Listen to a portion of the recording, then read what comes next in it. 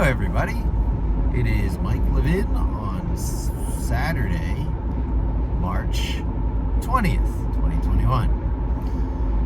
And when last we left off, I had backed up from my fairly advanced Python I had gotten into as I was setting up my forever forward template file, I guess you want to call it. I'm doing some cookie cutter stuff. I'm trying to make it, I'm recognizing that lately everything looks like a nail, so I'm making myself my hammer.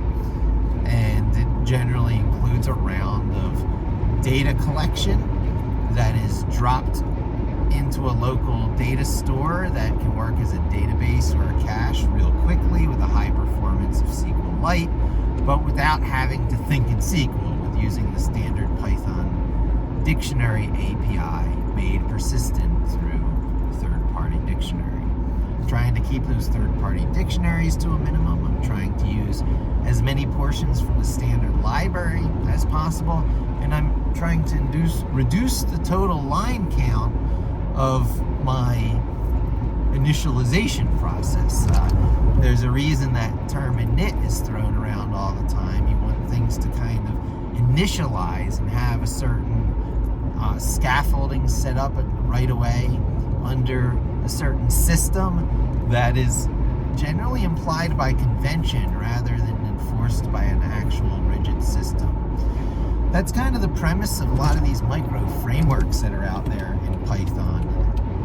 Flask, the Flask micro framework got so popular. And I've tended to stay away from that kind of web development, but if I were to reapproach it today, I would use Fast API, which uses all the best principles and best practices people have discovered and settled on by using things like Flask and requests over the years and wrapping in the best of creating new web request-based APIs under the umbrella of the Fast API project, which is different from nbdev.fast.ai. That's fast.ai, not to be confused with Fast API. There's some very close names out there right now, especially connected to things that my attention is on, which I'm doing. So, okay. I've stepped back and given the 30,000 foot view a number of times here, but I guess it never hurts to do it again real quick. That Pipulate free and open source project that I have in GitHub, which is where my stars and my following is collected, is probably where I want the next new interesting thing to live. However, I'm not quite ready to start rebasing it and breaking the old API as Pipulate. There's some people out there who are probably relying on it and depending on it, but I'm not big into GitHub forks and stuff. I'm probably going to keep the API compatible and just invent new space in the main Pipulate repo branch and make the old stuff live under the new system, such as it were, and make the new stuff just that much more awesome. And so the new stuff, I was talking about tuples a lot. One of the proprietary-ish projects, but it's not really proprietary because it's kind of the hi, how you doing of webmastering, right? You'll hear a lot of stuff about you got to look at your data, you got to follow your data. But where's your data coming from? Ever since the web has gone secure, where HTTP generally became HTTPS, especially on Google search, the lovely data that was coming to you passed on in the page request header stopped coming in. That was the not provided event, keywords not provided. So you have to go to Google with your hat in your hand and say, please Google, may I have my data? And they do a pretty good job of giving it back to you. Of course, it's in what you call a aggregated and cleaned up format. You can't get every page hit, every page load upload request the way you used to be able to out of looking at your referrers and your log files. You could see every request that came from Google and the keywords that caused that request. I made HitTail a website that had a 16-year run before it kind of, I guess it became more expensive to maintain than the people who are willing to spend $10 a month for it. So, very related to the topic of this video, where things that were once proprietary have really become mainstream in the SEO world. We're talking striking distance reports. If you can pull down your data and look at what's almost performing well for you, what's on page 2 of search results, what's maybe in the 4th or 5th position down on page 1, where the things blocking you look displaceable for whatever reason. They're not Wikipedia, they're just other competitors or publishers in your space. You can say, hey, maybe you ought to focus on this keyword and try and make this URL go one position up higher. And people build forecasting engines around how much traffic you might be able to gain if you had that lift. And these types of things have been around for a long time in the field of SEO. And it all starts with getting your Google Search Console data. Search Console data from Google.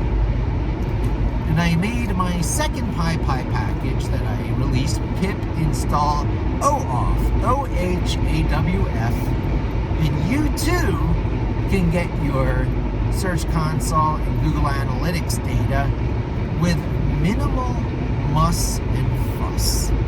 I take care of the first round of difficult kung fu moves that is generally not separated from the program code that matters, that you're working on, and is mixed in the example code and demoralizes and defeats and turns away, 9 out of 10 of the people who are like, hey, let me do this through the Google Search Console API instead of Data Studio. Let me try and become a little bit less dependent on drag and drop desktop tools, albeit through the browser, so it'll breathe 10 more years of life into applications by not being based on some extremely perishable desktop operating system,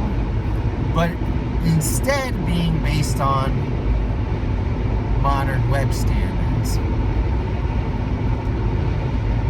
There's always an issue of things going obsolete and where you focus your development effort on and what platforms you're targeting. So let's see, what brought me there? Boy, I know the things I want to talk about, but I need to make that transition smoothly. So the 80-20 rule that states a lot of things based on the context. The 80-20 rule pops up everywhere in life, but one of the most important places it comes up is when you're starting out on work, when you're starting out on a project, and you look at the potential effort you're willing to put in on this project to make it successful. There's a crossover point. By the time you put in a certain amount of work on a project in a certain way, it was not worth doing because the whole situation has become no longer relevant, overcome by events, or whatever terminology you want to put on doesn't matter anymore. So when you start out a project, you have to be able to finish it in a certain time frame and have certain benefits that make having taken it up in the first place worthwhile. And the boundaries of these things may, of course, be tweaked and changed based on the conditions, the circumstances. Academia is willing to give a lot more cushion and, playroom than, commercial research. which wants results and wants to be able to turn at least a certain predictable percentage of their R&D work into commercial products. So the answer is often to do less R&D work because it's not predictable that way. It's just, hard to predict how much benefit you're going to get out of experimental work because it's experimental and there are unknowns. I sometimes call them rabbit holes. So one of the things you do as a developer, a programmer, see, I don't even consider myself as a developer or a programmer. I find great love in it. So it is not what I do for my profession. I happen to be able to express myself in those forms. And it's profoundly useful in the professional workplace. And it's, I believe, probably pretty profoundly impressive to people in the professional workplace too, because whereas most people can only pick up the tools that have been compelled into their hands by the likes of Microsoft and market forces that are almost unavoidable. You end up with Windows, so you end up with Office, so you end up with Office skills, so you know Excel. And so most of your row and column database work is Excel oriented. And so Microsoft owns your mind space. Microsoft owns your lack of notion of an API. Excel has an API. It's, the local software, the local Windows software point and click API, and certain other ones that exist in different ways in the product. But the basic way you interact with it is the same way web browsers are an application user interface. They are an API between human beings and generic web software. The application program interface is like everything possible, the set of everything possible to be built under HTML5 these days, which is pretty infinite, of course. So that's how these things work. APIs are full of nuance. APIs are not always the clear-cut thing that this value goes in this location, this value goes in this location, this is a string, this is an integer. API definitions, it's also a lot like function definitions. It's often thought of as super clear-cut, just labeling your arguments and parameters. It's not always that simple, but for the sake of getting some work done, you adopt 80-20 rules to make it seem that simple. That 80-20 rule thinking has led the Python language to have three key data types that I talked about on the last video: the list, the tuple, and the dictionary. With these building blocks and a few variations of them, you can build most of the things you're ever going to want to build in the programming world. Other data types come into the picture because sometimes you want things to behave a lot like an Excel spreadsheet. So for that, there's Pandas data frames. A data frame is like a list, tuple, or dict, but for row and column data, that's a lot like the row and column data in an Excel spreadsheet or a SQL table.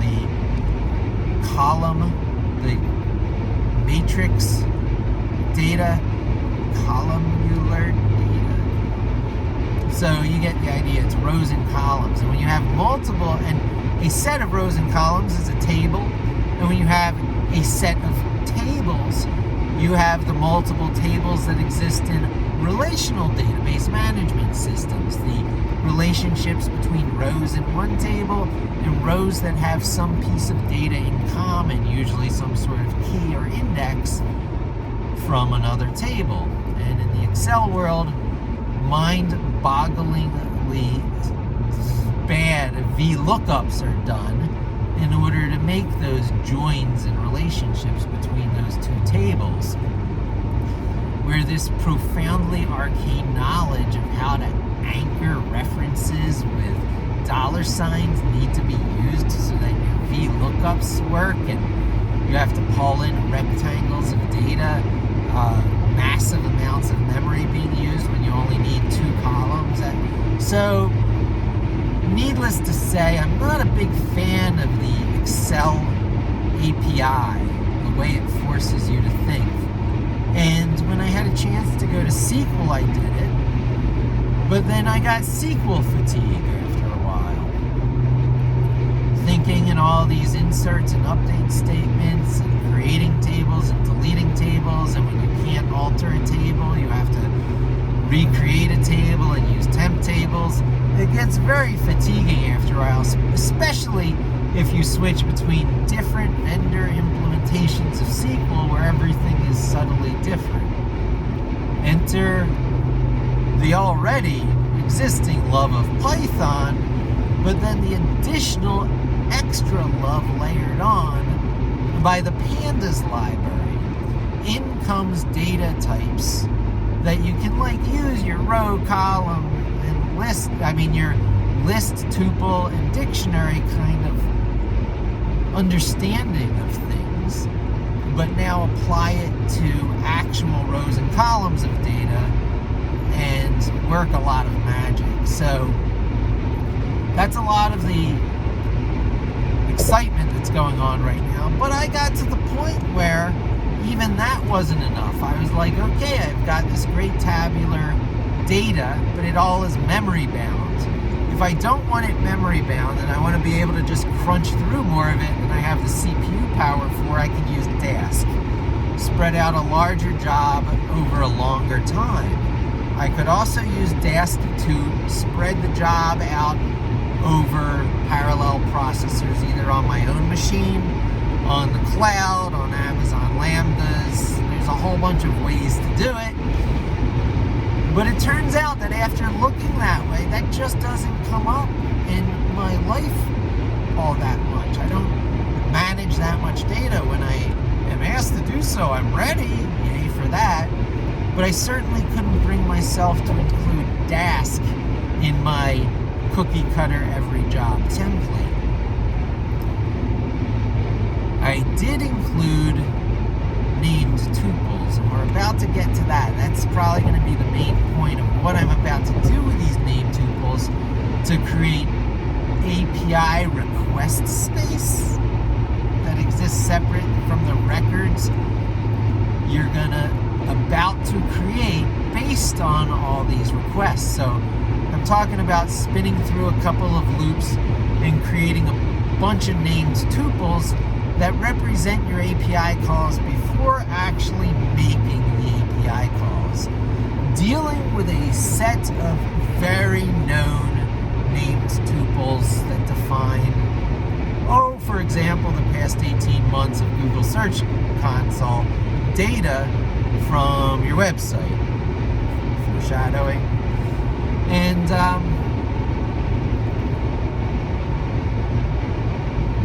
so struggling with this whole question of row and column data. Is it really row and columns you want to be working in? You encounter a lot of JSON data, which is more of a seemingly loosey-goosey object structure, single objects with lots of nesting and no table. If there's a table of them, you have an array of these seemingly loosey-goosey nested objects, but they're not as loosey-goosey nested as you might think. When you look at them, they each generally represent a row in a tabular row and column type, situation. It's just formatted differently. It can be nested, surpassing the rigid row and column structure, right? So y'all got to the point where you want to field stuff and say, in this cell named categories, I want to put this category and this other category, category 1, category, and I want to list all the categories that this one record, this one row belongs to without adding a column for every record type or every category type where you could check it. So the time comes in every tabular data wonk that they field stuff. And when you start field stuffing tabular data, it's a good time to look at JSON and formats like it that allow you to do formal nesting. It treats it as real data. Because when you field stuff, you now suddenly have to parse. Even if you adopt someone else's string representation, like, lists are really easy because of the square brackets. You can use square brackets, but then you start using single or double quotes around strings inside that square bracket, and ambiguity is inserted right away, where you don't need ambiguity if you just started out with JSON. So JSON is popular for this type of communication, and so with all this SQL fatigue and ambiguity, one thing you can always rely on is the speed and performance of key-value paired databases. Ones that have been around for a long time, ones that scale. The world almost had a bizarro different future. There's always been key-value databases included in Unix/Linux. So why did it take so long for them to become popular years later under the moniker of NoSQL?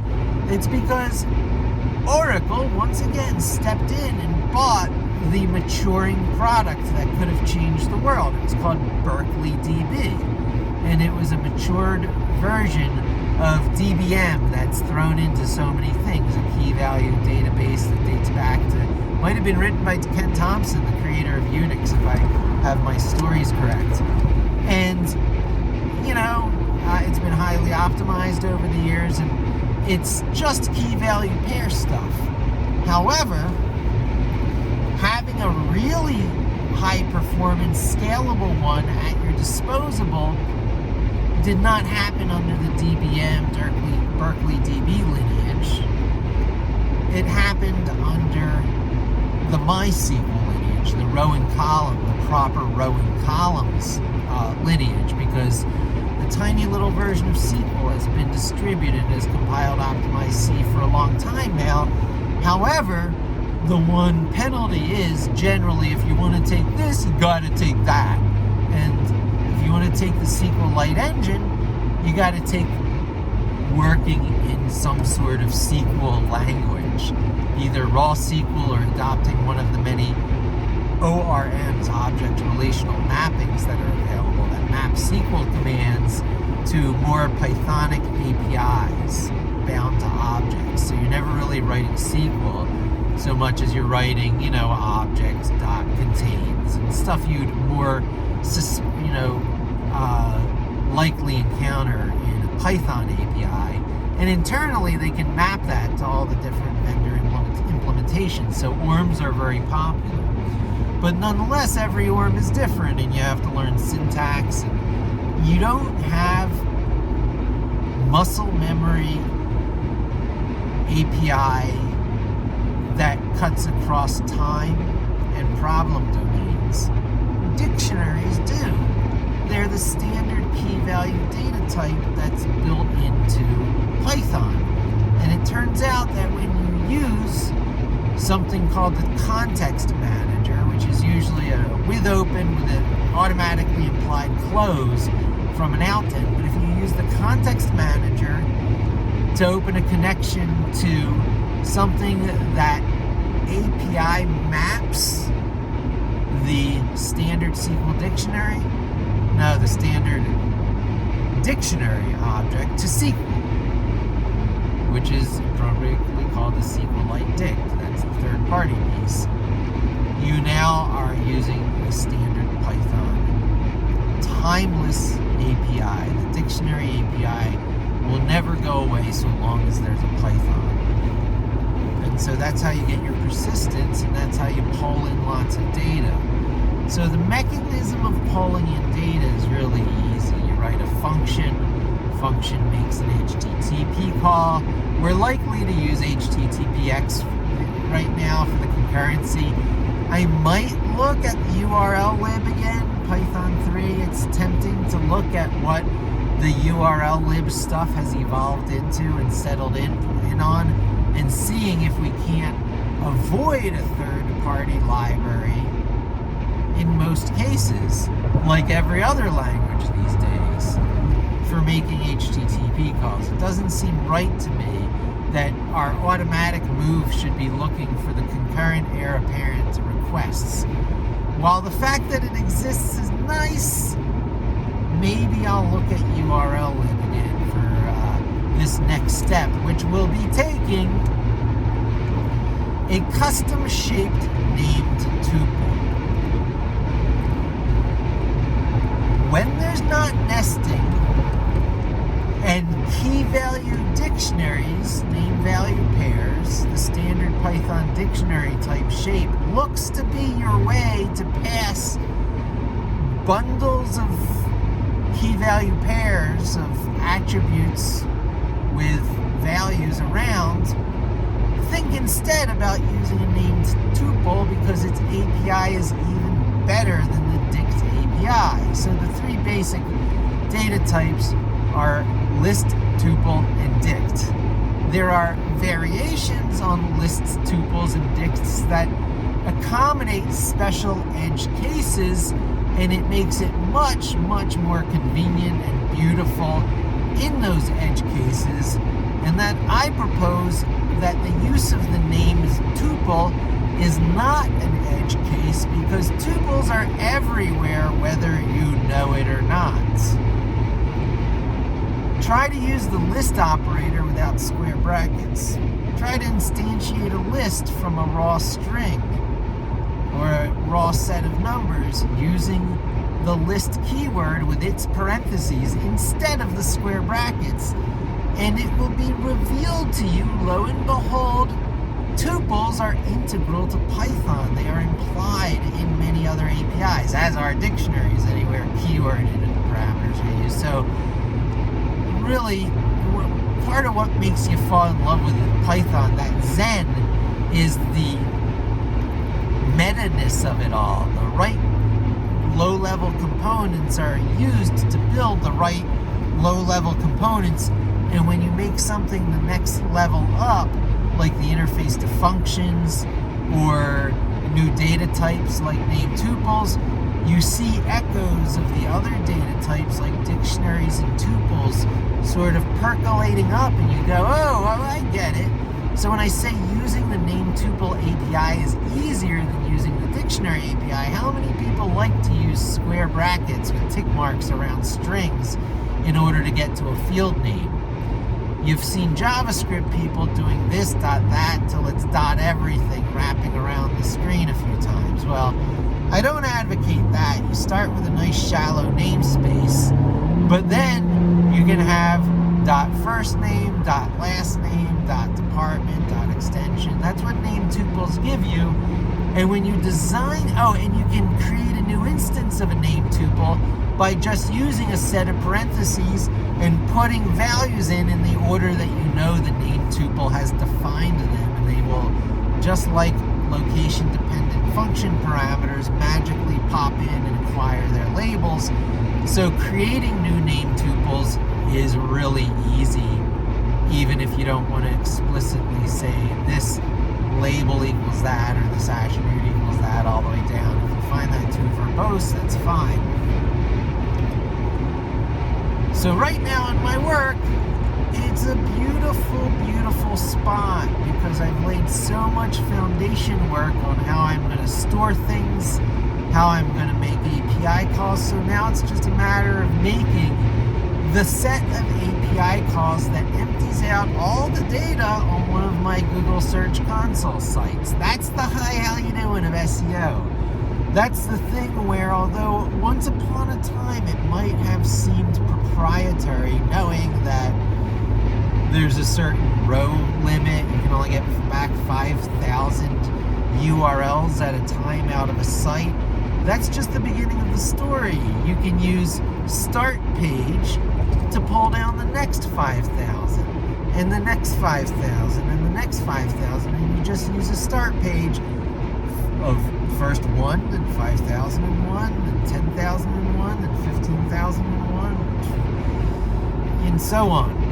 And in that way, you usually go about 5 your 6 page loads in, you can get about 60,000 URLs of data out of most sites.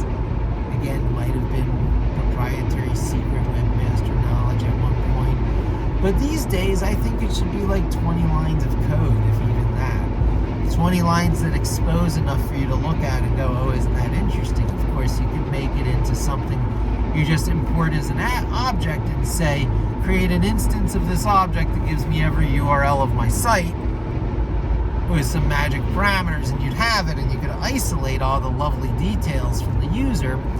But I want to show the user at least how to make API calls to Google Search Console.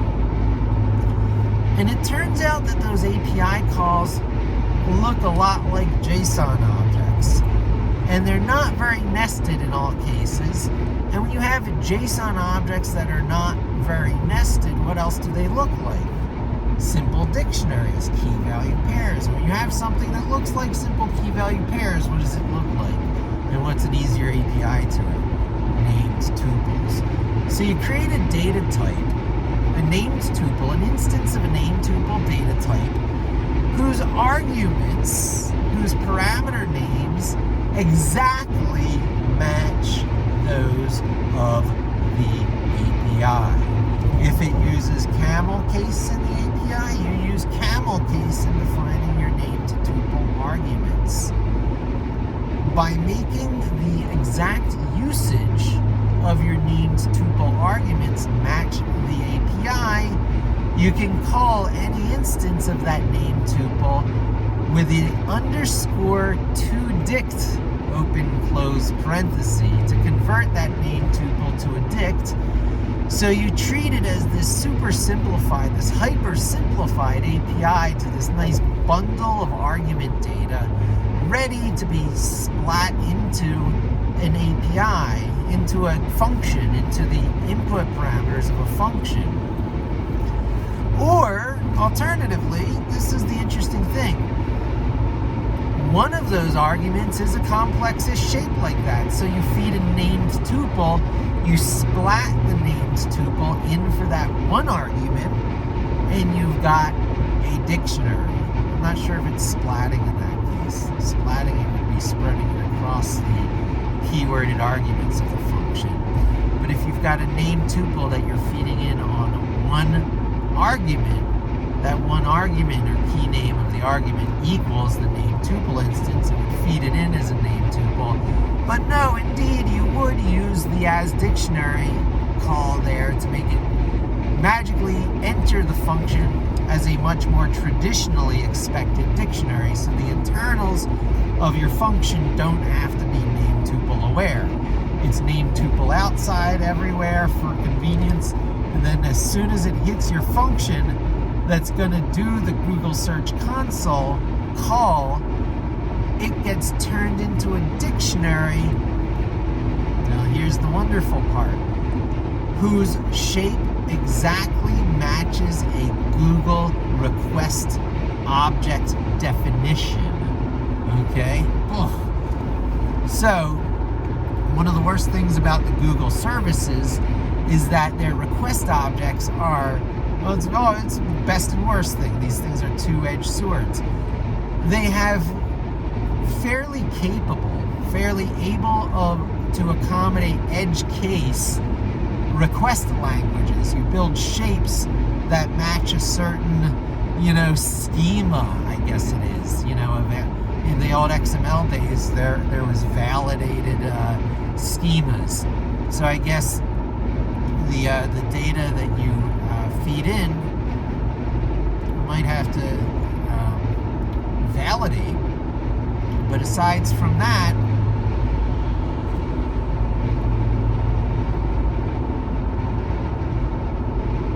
lost my train. Still a good video. I'm going to stay with it.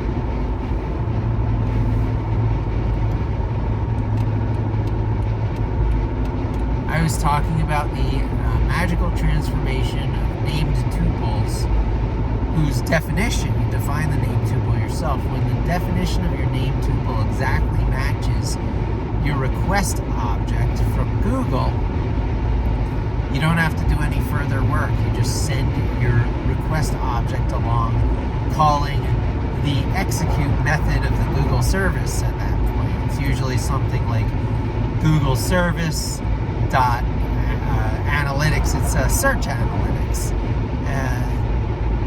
dot. Let's see, that's where I really test myself. It has to do with getting the URLs out of your site. There's going to be another object there, but then there's going to be a .execute, which is going to execute your query, which is going to be provided as an argument of one of those dots. So you're going to get the first 5,000 URLs of your site back, if your site is even that big. And if you get all 5,000, you can get the next 5,000 immediately by sending the same request over again, saying start page equals 5001, and you get 5001 through 10,000. And then you can keep doing that until you get less than 5,000 rows back in your response, if you care to look at the size of your response or some other attribute of your response. You got to know somehow by looking at your response object that it has finished getting your rows, and the nestedness of it can sometimes make that a little challenging.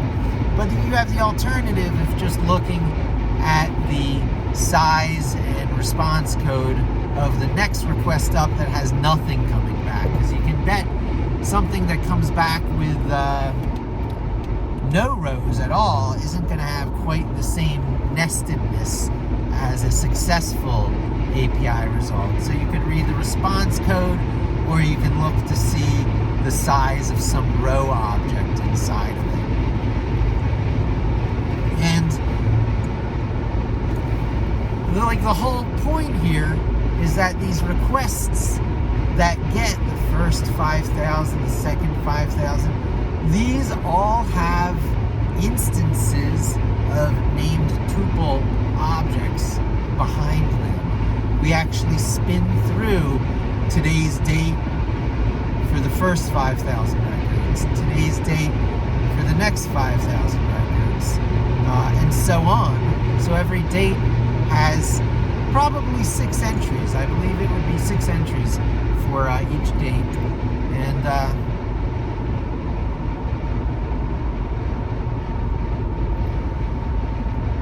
that'll get you 5,000 rows for, not 5,000, that'll get you 50,000 rows out of every site you own.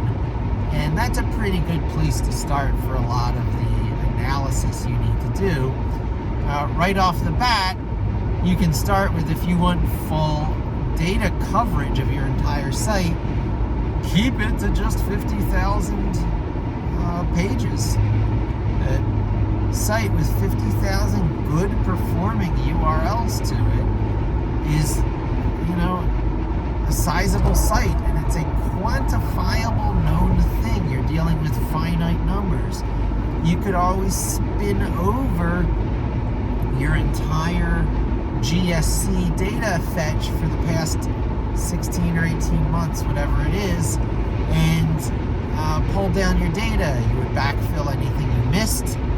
If you had any spottiness, the technique I'm talking about has this wonderful ability to backfill anything you missed that's within the time window. And then as the time window moves forward, it can just keep depositing the new days whose Google Search Console you have available, and it just keeps dumping it in. And because of the way I store this data, you'll see the named cache thing where I actually create a new directory for each day I fetch results for. However, those directory names could be tied to the dates that are used in the API calls as well. There's always 2 choices on how to handle the directory component of your cache folders. You can either go with the dates that are in your API calls, which is great if you wanted to ensure 100% coverage of dates that you needed to make API calls for, because then you could use your directory names as meaning for iterating through dates, and any missing directory names are directory names for which you need to fetch the data.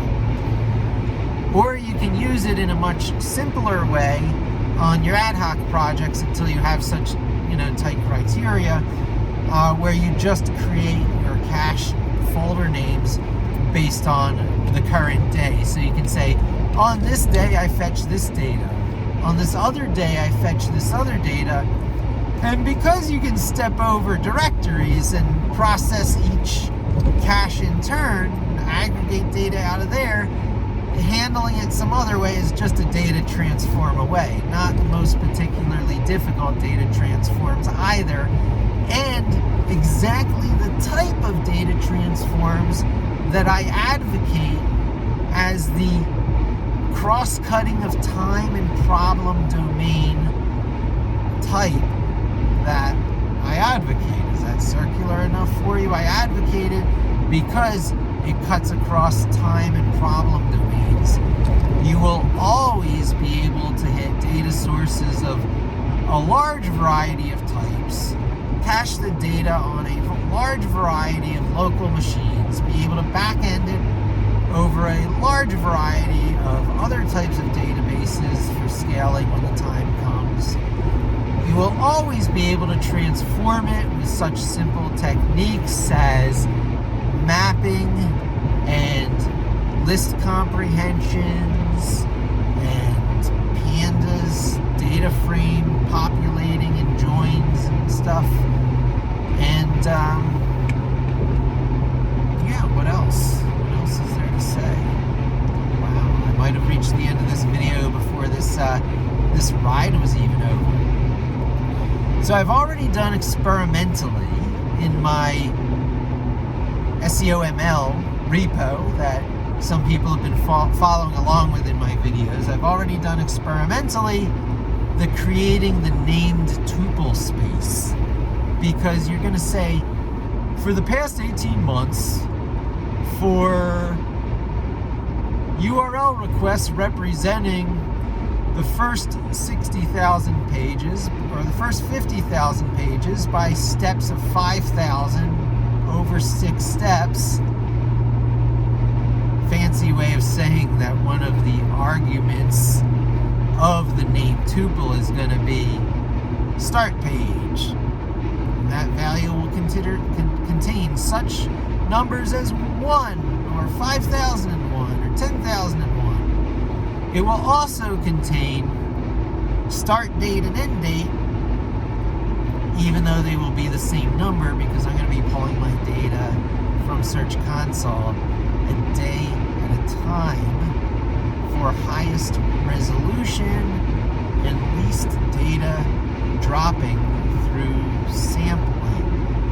Old SEO trick, but in Search Console and a lot of data systems, I would imagine, because they want to serve you data fast, they can't serve you data as well as you might like every time, because to serve data fast and well, they have to have anticipated and pre-generated, created an index, execution plan, retention, what have you, of your request, and have it kind of pre-baked and ready to pull out of the oven real quick for you.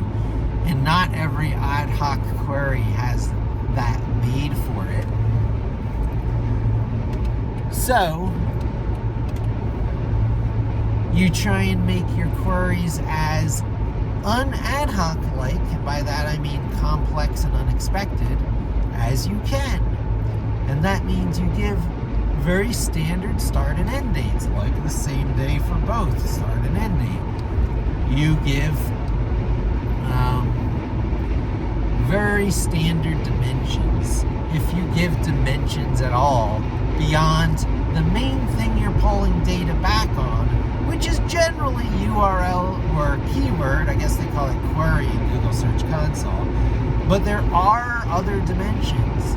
So if you wanted to switch give me all URLs from my site to give me all queries from my site, you would just swap out the page URL, or no, I guess it's page from query in the dimension attribute of the request. It says dimensions equals, and you can send it multiple dimensions. It's an opportunity to field stuff, and you can send such things as platform, like mobile versus desktop, and geolocation, and you'll get that many rows, that many more rows back for every dimension you provide, which can be either great or terrible. Great or terrible. So, in my book, the hi, how you doing of the webmaster world is to set dimensions to URL, because you want to see your sitemap as far as Google search sees it. Any page that has produced hits and has not been averaged away by such low numbers, I think the threshold is something like 10 in one day, something like that. But you get your URLs for every day. For this day, give me my URLs.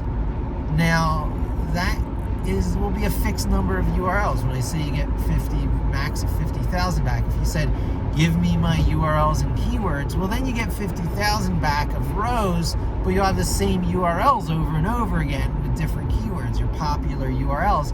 And then it's that much harder to empty out the data. With every dimension you add, it's harder to get all your data, but your resolution goes higher, and your need to process it on the back end, to rejoin it, to re-aggregate it goes up. So, again, we get back to the concept of the hi, how you doing? If you just ask for your pages, you get back all your URLs, and you get back approximately the number that's on your site, so long as it's less than 50,000. And that doesn't keep you from asking for more metrics. Metrics you can ask for, and it will not affect the number of rows that come back. Rather, it will just give you more columns of interesting stuff, which is worth getting for these purposes. So you throw in the popular ones: impressions, clicks, click-through ratio, and yeah, that's it. The number of times it received impressions, the number of clicks it received, and the position it received those clicks in. But you might not, you can get average position, see it's aggregated, see you're not even asking for keywords. Maybe you can get the max keyword. I'm not sure. I'll have to see if any of the dimensions can be pulled back as metrics. That would be interesting with an aggregate function. But you can certainly get impressions and clicks that tell you a lot about the activity of that URL on your site. So, hi, how you doing is taking the code that is much like what is already in the OAuth sample code, in the sample code. So you just Google on OHAWF, you'll find my PyPy package for easy OAuth 2 authentication for connecting to Search Console and Analytics. And having those in scope now stages us perfectly for designing a set of tuples that represents every query to empty out the URL data of your site, using page as the dimension, using impressions and clicks as your metrics at very least, whatever else we can get in there. And since it pulls down 5,000 rows at a time, it's a wonderful time to demonstrate the key value nature of the cache we're doing, because we're not storing the individual 5,000 rows as records, mind you. So if you're joining in somewhere in the middle and this is all coming off as blah, blah, blah, just know that I'm actually striving to find the simplest, the least typing, the most understandable, the least mouse movement way of doing these incredibly common patterns of show me everything from my site, and dealing with such problems as, well, here's the first 5,000 rows. Unless you're advanced, that's all you can get. And once you've stripped down all the code that you have to look at, that's just ugly support code and getting authentication and making connections, and you deal with the purity of the API calls that you plan on making, the values that are going to be fed in on arguments, as arguments on parameters, the arguments that are fed to parameters, and you look at the communication, the ERD diagram, the data types of your app. If you think of your app as a database application using the designing of named tuples as a proxy for actually having a database, then you can do a first round of data collection and just plop it onto your storage device, not worrying much about the fact that each one of those things you plop down has 5,000 records in it, 5,000 rows, because you have some additional rounds of Kung Fu transformation work coming up that is just a joy to do, and where everything is sort of exposed, brought to the surface, tweaked up, not hidden in traditional caches or laboriously deconstructed into row and column data, as is often done in the too early points of these projects. Maybe even the deconstruction of 5,000 row chunks into single rows might even be too much at this point. You made a request, you got a response.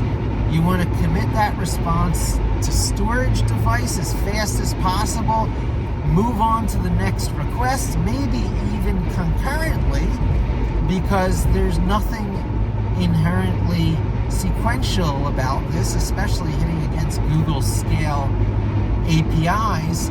So we would look at the requests per second that is possible against this API, and then we would look for perhaps rate limiting async await tools, rate limiting things that work under the context of the async IO library.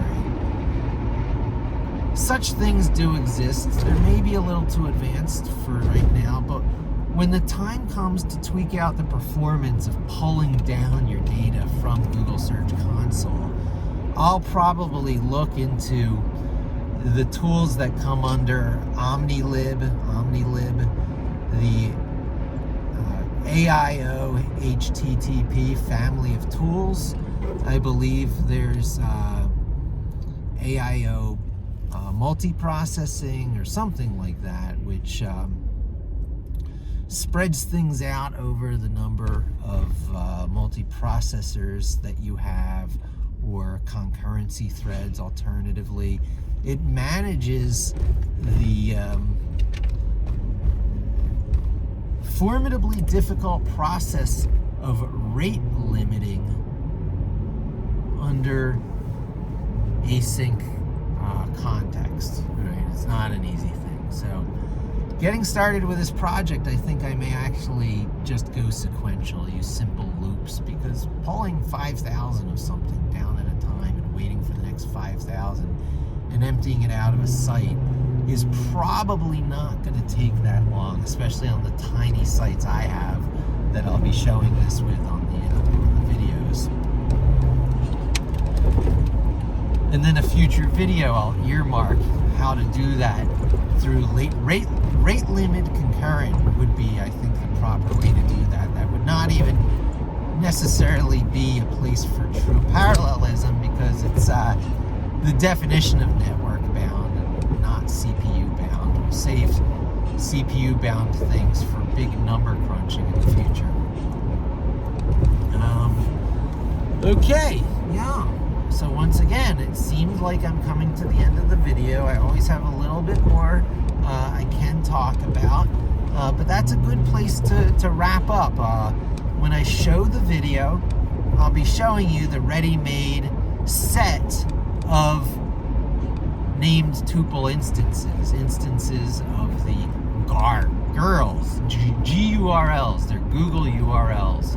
I started out with GARGs as far as Google arguments, But these arguments were for fetching URLs, multiple URLs, so it only seemed natural uppercase G, lowercase URLs. So I'll be dealing with a lot of girl objects. Uppercase G, lowercase URLs is the instantiator. It's the factory class. And I'll be using that to stamp out lots of lowercase GURLs. But they probably, you won't even see you'll see the lowercase G. No, you'll see the uppercase here because it'll be an instance. You'll see a list of anonymous uppercase GURLs. Yeah. I have it pictured in my mind. I just need to show it to you. And that set of girls, represents the set of API calls, individual API calls that are going to be made. Because now that I have a list of URLs, something that I probably should have given more lip service to is that this is a 2-round request thing. The first round of requests gets which URLs will be getting further lookup on them. And then the second round of lookups will be some API lookup against each URL. I'm not sure what though, since we'll already have the impressions and clicks. Maybe we'll do that further subdivision of show me the keywords that have led to each URL, and then we can work on subsets of our URLs from our site. So the justification of fetching all URLs is we can pull that all down locally, slice and dice it different ways, maybe do a transform to put it from the ugly fast key value chunky page retrieved data into correctly deconstructed and then reconstructed row and column Excel/SQL style tables. And from there we can attach some common tools onto these things to just do data investigation and visualization work, because by that time it'll be a standard SQL database that every visualization tool will connect to, maybe with one more transformation. The art form then is to create whatever, usually JSON data structure out of that the visualization tools like. That's the D3 JavaScript world. There's also just using Bodo or Bokeh, not Bodo, just using Bokeh or one of the other built-in visualizations, Sebring, to Matplotlib to visualize the data from data frames and maybe simpler formats than JSON transforms. Now I feel I'm truly getting to the rambling. The end user product is always there at the end. Something stakeholders, the consumers, the users, the customers for the data, the people who want filters on their Excel columns or who want sliders on their visualization charts are going to use this data to make business decisions, better business decisions than they could have made without the data. This is why you are valuable in the marketplace if you follow this path. This is not the highfalutin data scientist get a degree stuff. This is barely even the slightly fancy engineering comp sci get a degree stuff. It's called data engineering commonly, but even that's a little bit more, to get to less pretentious, I'm going to more pretentious. In the tradition of Webmaster, where you had to know a little of everything, but those people didn't really know the HTTP protocol like the term Webmaster made you think. They couldn't, parse headers and, make web servers behave differently. They knew how to put HTML on Apache and serve that when a request came in. Today's web today's data masters should be able to know their trade a little bit more deeply because these are better documented, having better tooling, better practices. The whole works is just better. The problem is choosing a specialization that's broad enough to keep you always relevant, always an active player, always a valuable contributor. And so it might feel like the answer to that is always Node.js and JavaScript and JSON objects. And I would say just, keep an open mind to the Python world. Python has a thing or two to offer that seems to be taking a while in coming to the JavaScript world, and arguably does not have as beautiful of an API. So an interesting thing is that in a heartbeat, the browser developers could put Python as a native web language in, what is it now? It's just Chrome, Firefox, and Safari. There are 3 major browser providers. If you want to throw in Opera, you can do it. But there's really three major browser platforms now. Chrome, Safari, and Firefox. Now that Microsoft has completely moved to the Google Chromium user code base for Edge. So because there's such consolidation in the browser space, if they wanted plugins for other languages to work natively in the web, they could totally do it, and we could have Python as a first-class web language overnight. And they don't do it. Similarly, Jupyter, the Jupyter project, supporting R and Python under Jupyter Labs, as they do, could probably add, and logically add, everybody would want added, JavaScript to Jupyter and throw the Jupyter platform over to the JavaScript Node.js world. And then maybe it would be the last you'd ever have seen of Python in the notebook environment and world, because there's such a, half the industry, such a desire to have one language to rule them all, JavaScript all the way down, that has a certain force that can override the meritorious, the ability of a language to win because people just like to use it more. It's too late. Having an entrenched, fortified user base of JavaScript now is like what happened with C in the past, that has given lend so much weight to Java because it shared the same syntax, and by association, JavaScript picked up a lot of popularity, pulling a lot of these same tricks, syntax similarity tricks, just to make the language more popular, at the expense, I would argue, of the love-worthiness of the language. So anyone who's introduced to Python fresh and JavaScript fresh without the context of the web, and that's a big if, right? You can't say without the context of the web, but if you were to just judge each language on the meritorious beauty, and, well, in that case, Ruby could actually win, but that's forced object-orientedness, even though it doesn't have all those verbose self things all over the place in its classes. It nonetheless forces you into OO in a lot of places where you might not want to be that way, and I personally have not enjoyed that with my few experiences trying to retool myself on Ruby in the early days of the rise of Ruby on Rails popularity. I quickly realized I did not like Rails, but maybe I liked the Ruby programming language. But then I realized, no, in fact, I did not. I had a tough time putting my finger on it, why the len operator for length surrounding an object was actually better than everything having a .length with no open close parenthesis around it.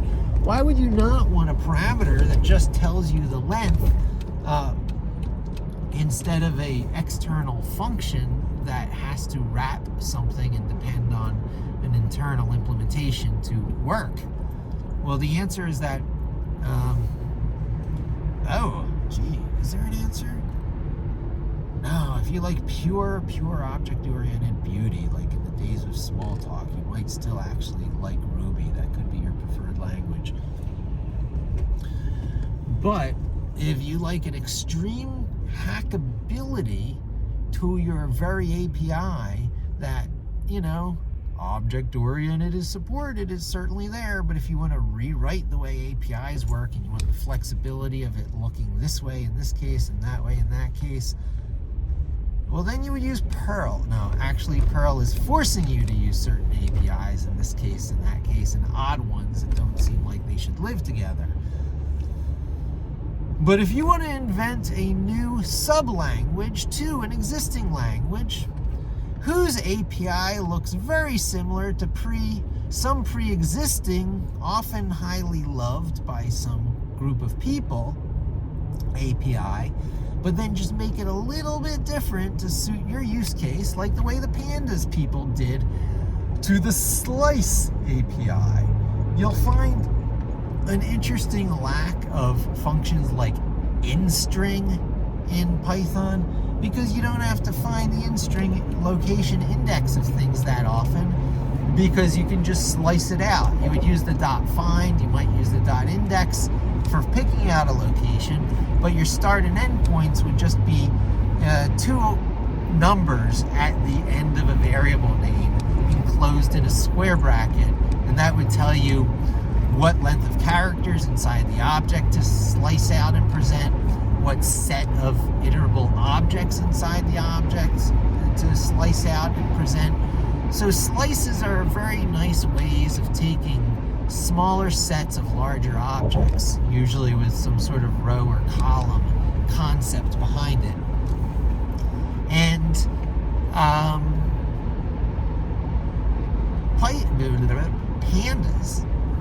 Pandas, the third-party library in Python that lets you do a lot of Excel-like data manipulation in Python using data objects that seem to be like first-class native data objects, have APIs, particularly the .loc and the .iloc methods, I want to say, but they use square brackets. Do they use square brackets? No, they use parentheses. They are true functions or methods, .loc and .iloc, but I always think square brackets because of the type of slicing that they're doing often calls for square brackets if you are doing the analogous things in a native Python. But they let you leave the square brackets out because slices are implied by their API. They are expected, so you can leave the square brackets out. It takes a while to get a hang of. It does not always come naturally. No matter how easy people tell you Python is, there are certain regions, areas within Python, and areas within the APIs of third-party packages like Pandas within Python that have to be explained, that you have to spend time with it, you have to understand it, you have to get it into into your fingers, you gotta use it in I would say a real-time environment. I love doing this stuff in Jupyter Notebooks and Labs because it feels like you're doing it in real time in a calculator. You're playing around with the objects. And you get it into your fingers. You gotta put down the ducky if you wanna understand named tuples. And yeah, there we have it. You gotta put down the ducky if you wanna understand .loc and .iloc in Pandas. You gotta put down the ducky if you want to understand that the slash can be more than for just the divide by operator, but it can actually append objects together in directory structures and file names using the path object from pathlib, the path function, path class. So I gotta get my terminology down. I use these things, and there's things that have that can have parentheses after them. Those are functions or callables. Callables tend to be your functions, or alternatively methods, and alternatively to that, classes, which can also be called with the parentheses, but they all do slightly different things. Like a function calls the function and creates an instance of that callable function with which whatever's in the parenthesis fed in and the code inside of it executed. A class is similarly called with parentheses, but instead of the code inside being instantly called, maybe some setup work will occur, but then you're sitting on top of a bundle of ready-to-go things. It's like you've coiled a snake, and that new object in memory that you've given a name, because it's always something equals the thing that takes the open-close parenthesis, often with an uppercase at the beginning, that creates an instance of a class from what's sometimes called a factory class or a template class, and you subclass, well, it's not really subclass, that's something else maybe, but you create an instance of a class, and that instance is a type of that higher level template class, but it's called with the open close parentheses, similar to calling a function, which just returns a value, usually gives you some sort of output. And that is often the cause of great confusion. The similar APIs to object-oriented programming and this other thing that you might want to call functional programming, but technically it's not really. Functional programming doesn't give things names. It's the lambda style, that's functional, that I've been showing, where functions can be anonymous and they have no side effects and they leave nothing in memory, and it tends to be a good style of programming for keeping the bugs out, air traffic controller stuff and all. The Haskell programming language is functional. F# from Microsoft is functional. So there's Rust, I believe, is functional. There's a lot of, programming languages out there whose focus is on no side effects, a lot of static, variable types, predefined. Everything is properly scoped. No memory leaks possible. It can be compiled into a static executable, and it sort of sucks all the joy and fun out of things. Everyone becomes a game driver programmer, the 3D engines and stuff. You go up that abstract chain, and suddenly you can talk in languages that are easier to talk in, and you become a participant in making those easier languages to talk in. That's what people like Kenneth Wrights do when they make the request library, the HTTP package for humans, because the URL lib stuff built into the standard library is too complicated for simple things that webmasters and SEOs might like to do, because it supports all the edge cases. It's powerful enough for all the edge cases, so its main API becomes a little too difficult for the average user. Maybe not so much anymore. I always like to challenge those assumptions and that kind of wisdom by turning back to the standard library and see what I can't do with that now today, given the new realities, how long Python 3 has been out, for example, and all the aliasing they do in the sub-packages, so you don't have to deal with the number of URL lib and HTTlib2 and all that kind of stuff that has come out. It tends to get reunified under singular namespaces again, which might be pass-throughs and aliases to other places, but who cares? That's the whole point. Rounds of API simplification that you can participate in is an important part of making clean, understandable, maintainable, and thus more powerful code. And that's what you see me doing more and more with Lambda functions. That's one of my it's been around in Python forever, but I'm just discovering it. So I'll take you through other fancy things in Python that won't take me 5 or 10 years to discover, like the new filters under Python 3.9, pattern matching.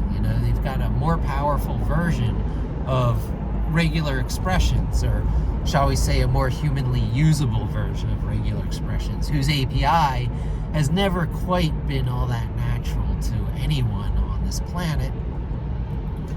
So there used to be these other pattern recognition systems like Snowball that were just more popular, more powerful, but they never set in. They didn't become the pea in the pool of tech because the super popular regular expression engine that was built into Perl did. So everyone copied that. The regular expression engine itself, I think, was part of free and open source, so it got freely lifted and modified and put into other things, as good free and open source things should be. But that meant that regular expressions became much more popular than other pattern matching systems out there at large in the wild. So Python just finally introduced one that works a little differently and a little more Pythonically. And so I'll be checking that out. Of course, the Walrus Operator that does an equality and an assignment at the same time. Assignment and equality have always been confused in languages that use the equal sign and the double equal sign. One for assignment, one for comparison, equality operator. So why not have them both combined together, since they're confused anyway, and make it even more confusing? That is the Walrus Operator. It looks like a walrus on its side. It's, I think, a colon equals.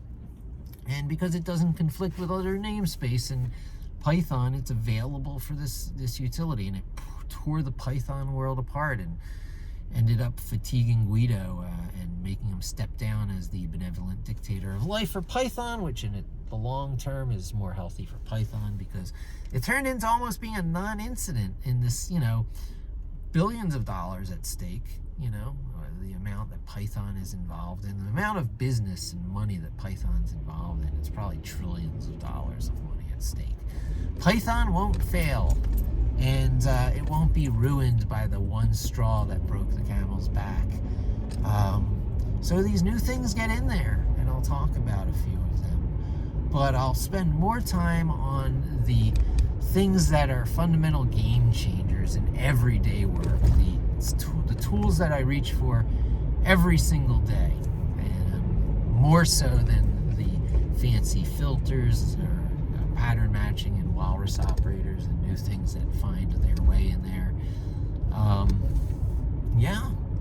So join in when next we meet, and I will be probably hitting Google Search Console and emptying out all the URLs for some of my small sites that I've run over the years personally. So hope to see you again soon. Thanks for joining me, and don't forget to subscribe.